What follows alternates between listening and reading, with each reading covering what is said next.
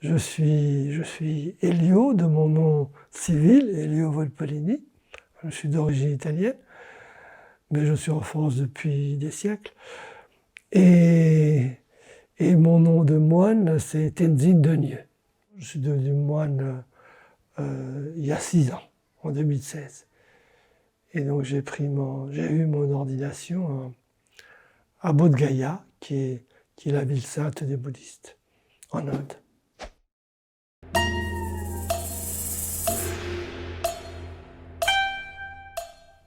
Alors l'attitude à adopter auprès d'un mourant bouddhiste, c'est pour simplifier, d'essayer d'entretenir ou d'apporter un certain apaisement. L'état d'esprit du moment de la mort a une importance sur ce qui va se passer après. Dans le bouddhisme, la mort n'est pas la fin, c'est pas quelque chose qui termine, la mort c'est aussi le commencement de la vie d'après. Selon les prédispositions qu'on a, puisque ça fait référence au karma, c'est-à-dire au karma, ça veut dire action, donc aux conséquences de nos actes, on a des potentiels de renaissance possibles. Au moment de la mort, eh ben, un acte doit prendre le pas sur les autres. Un potentiel doit prendre le pas sur les autres. Et donc le potentiel qui prend le pas sur les autres, c'est en général le potentiel qui est le plus en rapport avec l'état d'esprit de la personne. Donc si la personne décède dans la tristesse, dans l'abandon, dans l'amertume, ça va faire germer un potentiel d'expérience de vie future qui sera de cette nature. Donc peut-être même pas une renaissance humaine du tout, puisque dans le bouddhisme, il n'est pas dit que si on meurt en tant qu'être humain, il n'est pas acquis qu'on renaisse en tant qu'être humain. On médite beaucoup sur la mort. La chose qu'on ne connaît pas, c'est quand est-ce qu'elle va survenir. Personne ne nous envoie un SMS le jour-là. Un des aspects de notre pratique, c'est aussi d'essayer d'être prêt.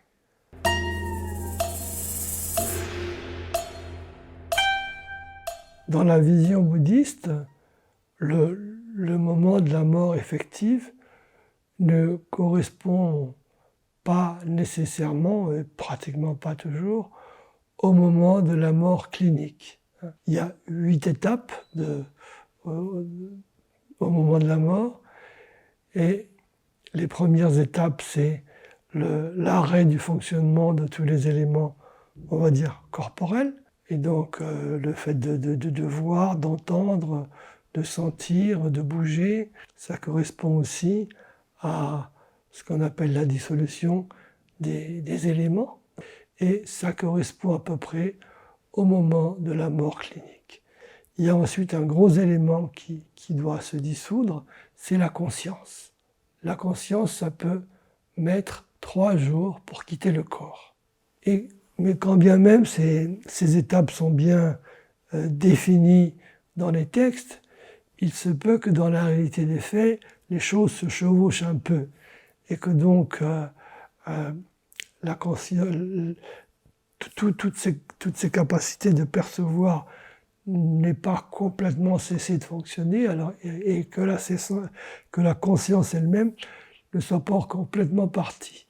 Et donc il se pourrait que pendant ces derniers instants, si on allait par exemple toucher le corps, ça puisse produire des sensations qu'on ne sait plus expliquer parce qu'on a perdu cette chose de discrimination, et que donc ça puisse générer des sentiments, quelque chose d'erroné au niveau mental, et qui puisse justement détruire un petit peu cette tranquillité. Et donc, ne sachant pas ce qui arrive, on peut être pris de panique, et donc ne pas partir dans la tranquillité. Donc c'est pour ça qu'il est préconisé d'éviter, si on peut, de toucher le corps pendant 3 jours.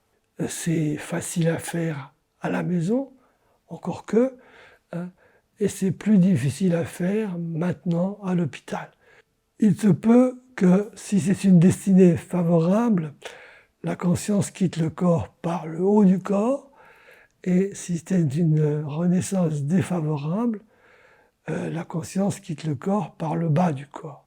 Quand il y a obligation de toucher le corps, donc on préconise de commencer par toucher la tête. Et la pratique de Powa consiste à provoquer le transfert de conscience pour que la conscience se dépêche à quitter le corps d'une façon positive pour arriver dans l'environnement d'un Bouddha.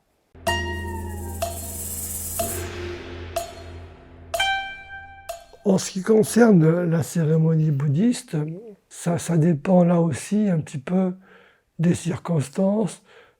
Moi, par exemple, comme j'essaie, donc j'ai tout un petit attirail, et donc je fais un petit autel sur le cercueil, avec des offrandes comme on peut voir ici sur l'autel du centre. Il y a 8 offrandes qu'on met sur l'autel. Et d'une façon simplifiée, on les fait en alignant 8 bols dans lesquels on met de l'eau safranée. Si on n'a pas d'eau safranée, de l'eau claire, ça suffit aussi. Je reproduis ces 8 offrandes, je dépose devant la statue d'un Bouddha, et puis je prends quelques-unes des fleurs qui sont autour de l'autel, autour du cercueil, et j'en mets aussi comme ça. Et donc je commence par une prière qui est une offrande de lumière. Donc on a une prière spécifique pour ça, hein, que l'on dit en même temps qu'on allume une bougie. Et donc c'est aussi une façon pour les gens qui sont là, qui le veulent, de se déplacer et de venir poser une bougie, d'allumer une bougie pour le défunt qui est parti. C'est une façon concrète pour les gens de dire au revoir. Et la récitation d'un certain nombre de mantras.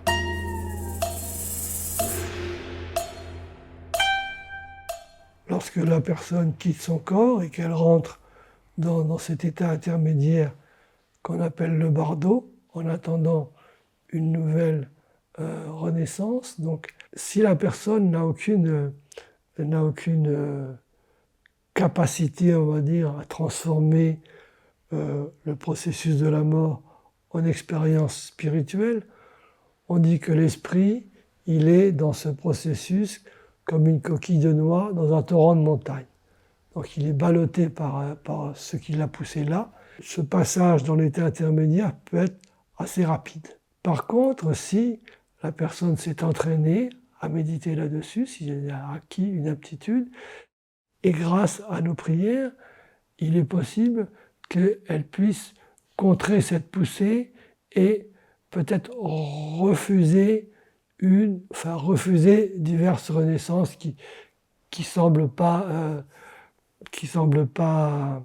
propices. Si cette personne qui est rentrée dans le bardo a réussi à résister à la poussée qui le menait vers une renaissance, eh bien, au bout de 7 jours, cet être du bardo se dissout, c'est-à-dire qu'il meurt. Il meurt comme en tant qu'être du bardo et il renaît en tant qu'être du bardo. Ça veut dire qu'il va repasser par le processus de dissolution avec les 8 étapes, avec la possibilité de percevoir cette étape de la claire lumière, etc. Et donc, au bout de 7 jours, s'il n'a pas pris renaissance, il repasse par cette étape, ces 8 étapes de dissolution. Et cela peut se reproduire ainsi 7 fois. Donc, au maximum, l'être qui est entré dans le bardo peut rester 49 jours. Au bout du 49e jour, il prendra forcément renaissance quelque part. On conseille, si c'est possible, de faire des prières tous les 7 jours. On fait des prières un peu plus élaborées pour le 49e jour.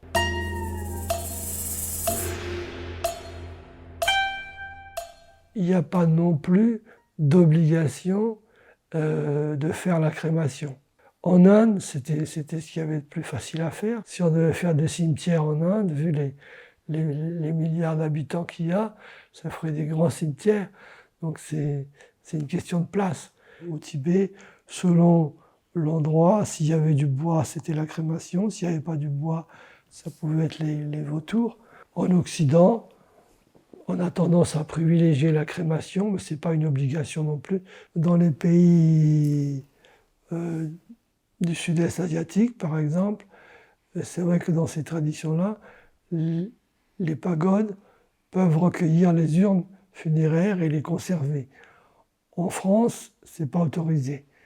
Donc en France, on a une année pour trouver une destination à l'urne.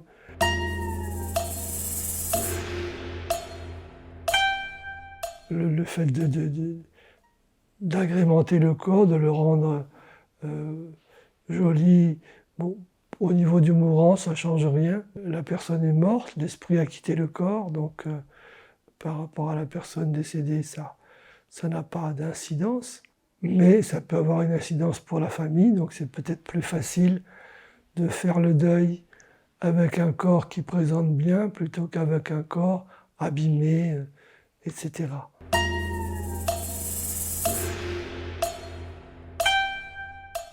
Alors chez les bouddhistes, effectivement on pourrait dire que la mort, c'est pas une crainte, ça ne devrait pas être une crainte.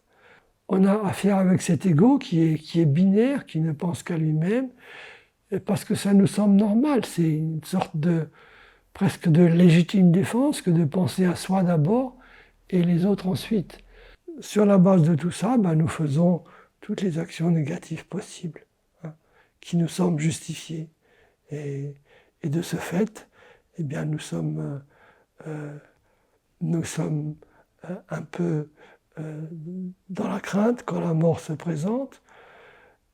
D'une part parce qu'on n'est pas sûr d'être suffisamment clean pour y aller tranquillement, et d'autre part aussi parce que la mort est tabou. Et les bouddhistes ne font pas non plus exception à la règle. On n'aime pas beaucoup parler de la mort. Moi, j'en parle tout le temps parce que je suis aumônier, donc je suis habitué à ça, mais beaucoup de gens ont du mal à parler de la mort.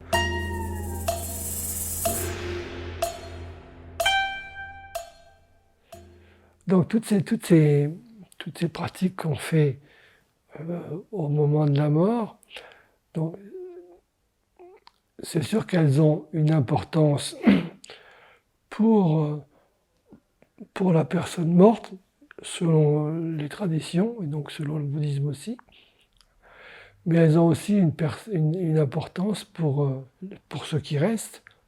Je me souviens que quand j'étais bénévole en soins palliatifs, il y avait une sociologue qui était venue parler des rituels de la mort, justement, et elle disait que le rituel, c'est ce qui met le mort à sa place. Voilà, donc pour ceux qui restent, eh bien, le rituel, d'avoir fait le rituel correctement, c'est d'avoir la sensation d'avoir fait ce qu'il fallait faire.